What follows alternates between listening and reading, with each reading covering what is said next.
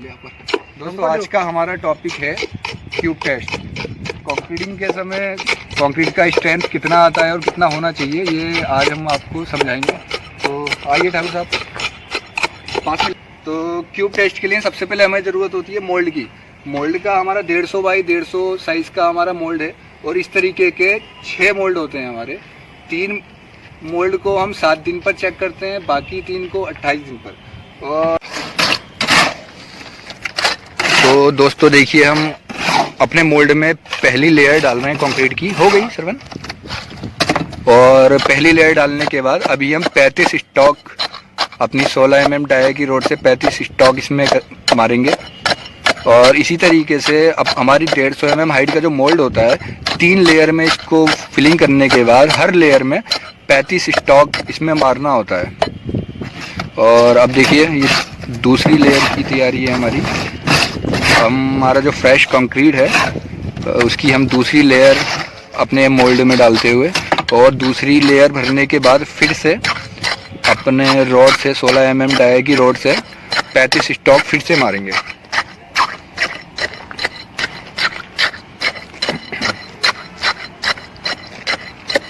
इसके बाद हम फाइनल लेयर, तीसरी लेयर इसमें भरेंगे।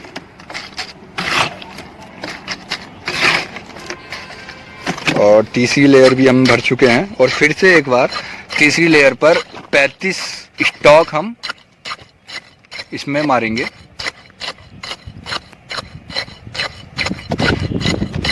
ये देखिए, हमारे 35 स्टॉक कंप्लीट हो चुके हैं। तीनों लेयर में 35 स्टॉक मारने के बाद।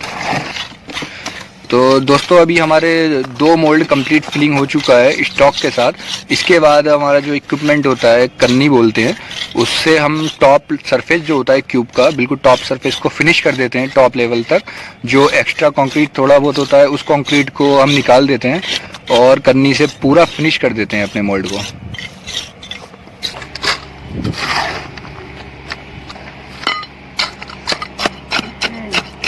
दोस्तों ये हमारा देखिए 5 क्यूब हम पूरा प्रॉपर भर चुके हैं। ये हमारा 6ठा क्यूब है, जिसकी फर्स्ट लेयर हम फिर से भरने के बाद अपने रॉड से 35 स्टॉक कंप्लीट करेंगे। उसके बाद सेकंड लेयर भरेंगे। ये देखिए, पहली लेयर के बाद दोस्तों अब हम सेकंड लेयर भरने जा रहे हैं। सेकंड लेयर भरने के बाद फिर से इसमें 35 स्टॉक मारना होगा। ये देखिए, सेकंड लेयर के बाद फिर से हम 35 स्टॉक कंप्लीट करेंगे। उसके बाद हम थर्ड लेयर की तरफ जाएंगे।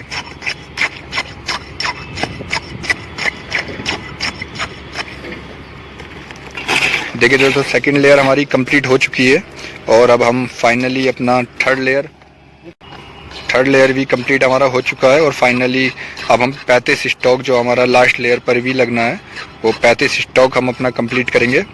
और उसके बाद अपना जितना भी क्यूब मोल्ड है उसका टॉप सरफेस फिनिश कर लेंगे और एक्स्ट्रा कंक्रीट को साइड कर देंगे।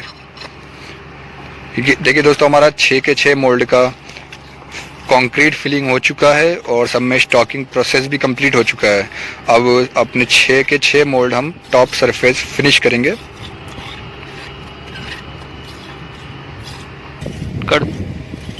दोस्तों IS कोड 10086 क्या बोलता है? इसमें हमारा ये जो रोड, टेम्परिंग रोड है, इसका डिटेल होता है। तो IS कोड 10086 बोलता है कि ये जो टेम्परिंग रोड है इसका डाया 16 mm होना चाहिए और लेंथ इसका 600 mm होना चाहिए, जिससे हम पर लेयर पर 35 स्टॉक कर सकते हैं। एंड ये जो हमारा क्यूब का IS कोड है 516 IS कोड के अकॉर्डिंग हम सारा प्रोसेस करते हैं। और दोस्तों सबसे ज़रूरी बात, हमारा ये जो क्यूब है इसके हमने 6 मोल्ड लिए हैं। तो इसका प्रोसेस क्या होता है, देखिए हमारे जो 3 क्यूब है, क्यूब मोल्ड है, ये 3 क्यूब मोल्ड हम रखेंगे 7 डेज़ के लिए, जिसमें हम स्ट्रेंथ जो है 7 डेज़ की स्ट्रेंथ चेक करेंगे। उसमें हम यूज़ करेंगे 3 क्यूब। बाकी का जो 3 क्यूब है उसको हम रखेंगे 28 डेज़ के लिए। 28 दिन पर जो स्ट्रेंथ होती है उसको निकालने के लिए हम 3 क्यूब का यूज़ करने वाले हैं और 7 दिन की स्ट्रेंथ के लिए जो बाकी 3 क्यूब है उसका यूज़ करने वाले हैं। और इसको अब हम प्रोसेस कंप्लीट हो चुका है, फिनिश कर चुके हैं। अभी हम 24 घंटे के लिए इसको एक अलग लोकेशन पर रख देंगे। अभी वाटर टैंक में नहीं डालना है। 24 घंटे के बाद इसको हम अपने वाटर टैंक में डालेंगे। और ये हमारा प्रोसेस अभी कंप्लीट हो चुका है। ये जो था हमारे ग्रेड M30 ग्रेड के लिए हम लोग इसको टेस्ट करने वाले हैं और आगे का प्रोसेस हम बताते हैं आपको आगे चलकर। भरे हुए हमको 24 घंटा हो चुका है। अभी हम अपने क्यूब को अपने वाटर टैंक में डालने वाले हैं और ये हमारा 3 क्यूब के 2 सेट हैं। एक सेट हमारा 7 दिन की स्ट्रेंथ के बताएगा, दूसरा सेट 28 दिन की स्ट्रेंथ बताएगा। तो अभी हम अपने क्यूब को, जिस पे हमने क्यूब को प्रॉपर मार्किंग करके रख दिया है, इसमें डेट वगैरह ग्रेड वगैरह मेंशन करके अभी हम इसको टैंक में डालेंगे। शर्मा रखो, सौरभ, अरविंद आओ, इसको रखो। शर्मा शुरू करो। पानी में डालो।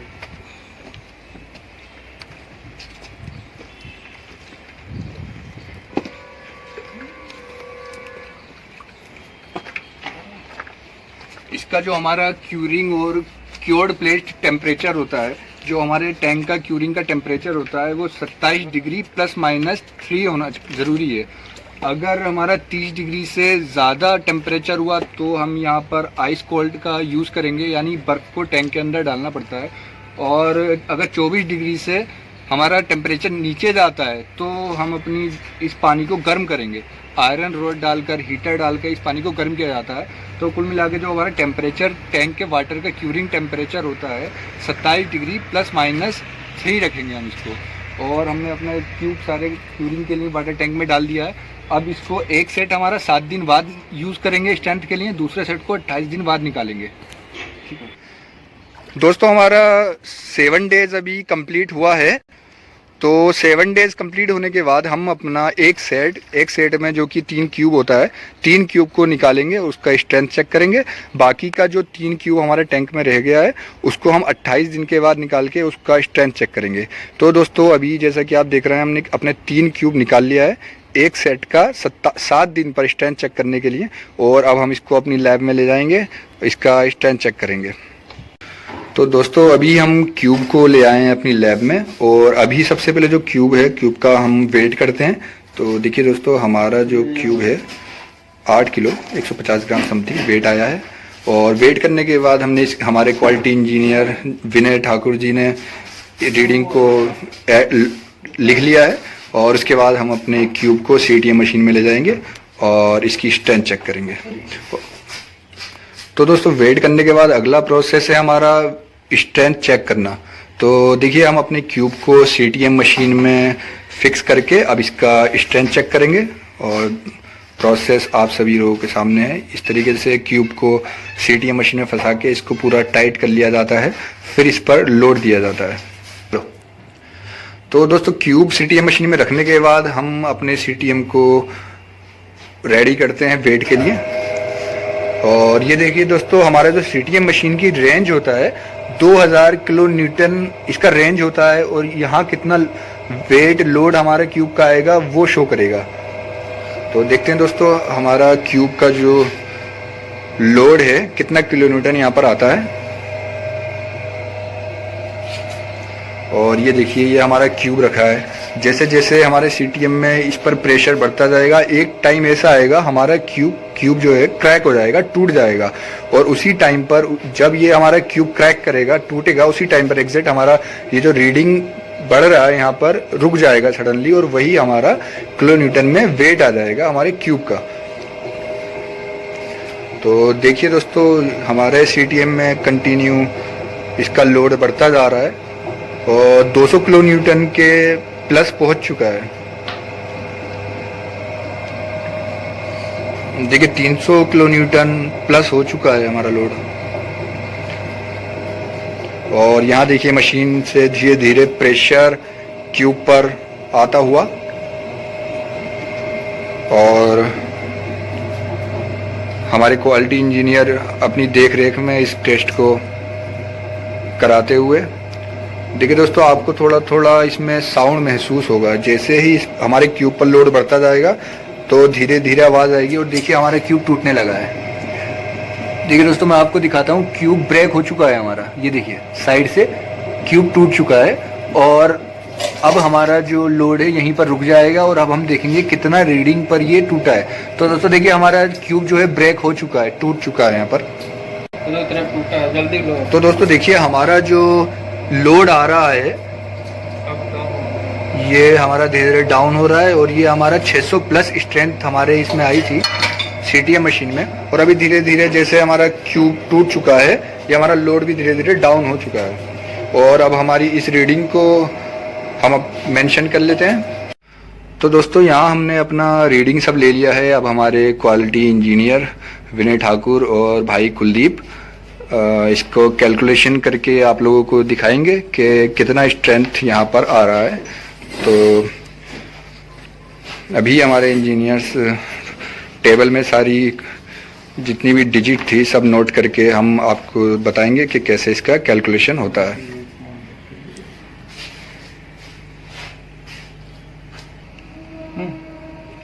ये हमारा ग्रेड हो गया, ये लोकेशन हो गया, पर्टिकुलर आइटम हो गया, ये हमारा क्यूब आईडी हो गया।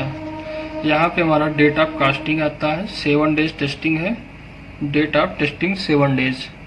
उसके बाद हमने वेट किया था अपने सैंपल का, तीनों का डेट ऑफ सैंपल हो गया। ये अप्लाइड लोड है किलो न्यूटन में, इंडिविजुअल करके रख दिया। इसके बाद कंप्रेसिव स्ट्रेंथ है, इसे हम किलो न्यूटन को न्यूटन में चेंज किया है। तो लोड अपॉन एरिया इसे डिवाइड करेंगे, ये load upon area 630 upon 22.5 Newton में न्यूटन बाई mm स्क्वायर ये चेंज हुआ। तो ये आता है हमारा 24.88, 630 का आता है 28.00, 590 का आता है 26.22।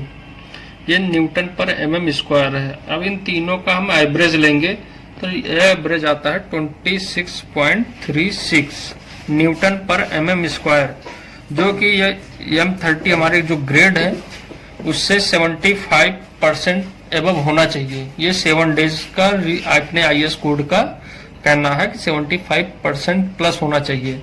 तो जब हम 26.36 का M30 के कंपेयर में ये एवरेज निकालेंगे तो ये आता है 87.86, मतलब ये हमारा क्यूब अलाउ है, ये पास है। ये 87.86% हो गया। तो दोस्तों देखा कि आपने हमने जो क्यूब टेस्ट किया है 7 दिन का इसका स्ट्रेंथ लिया है। 7 दिन का जो स्ट्रेंथ होती है 75+ % होना चाहिए, और यहाँ पर हमारा 7 दिन का जो स्ट्रेंथ आया है 87% से भी ज़्यादा आया है। इसका मतलब हमारा क्यूब सेट है और ये एक्सेप्टेबल है। हमारा जो कंक्रीट हुआ है उसमें स्ट्रेंथ सही रहेगा। तो ये था हमारा आज का टॉपिक। हमारे जो साथी हैं क्वालिटी इंजीनियर विनय ठाकुर और कुलदीप भाई, धन्यवाद आपका ये टॉपिक हमें समझाने के लिए।